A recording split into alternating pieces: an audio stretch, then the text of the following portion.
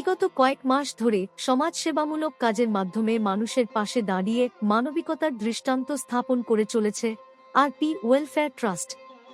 Trust for people এই মূলমন্ত্রকে সামনে রেখে সম্পূর্ণ সমাজসেবামূলক সংগঠন হিসেবে কাজ করছে এই ট্রাস্ট।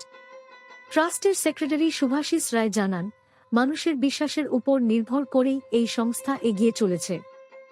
গত 14 নভেম্বর শিশু দিবস উপলক্ষে দক্ষিণ 24 পরগনার সোনারপুর ব্লকের লাঙ্গলবেড়িয়ায় শিশুদের হাতে শিক্ষা সামগ্রী তুলে দেওয়া হয়।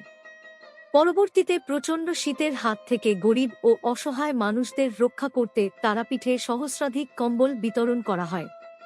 ছোট ছোট কর্মসূচির মাধ্যমেই দুস্থ মানুষের পাশে দাঁড়ানোর চেষ্টা করছে আরপি ওয়েলফেয়ার ট্রাস্ট। এছাড়াও প্রতি শনিবার কলকাতার ঠন্ডনিয়া কালীবাড়ি এবং ফিরিঙ্গি কালীবাড়িতে দুস্থ মানুষদের জন্য খাদ্য বিতরণের ব্যবস্থাও করা হয়।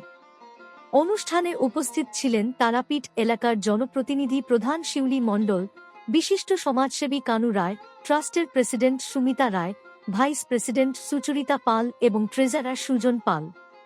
ট্রেজারার সুজন পাল জানান, বিশিষ্ট সমাজসেবী ও সাংবাদিক মৃত্যুঞ্জয় রায়ের ঐকান্তিক প্রচেষ্টায় এই অনুষ্ঠান সফলভাবে আয়োজন করা সম্ভব হয়েছে। তারা মায়ের আশীর্বাদ নিয়ে ট্রাস্ট এগিয়ে চলেছে বলেও তিনি জানান।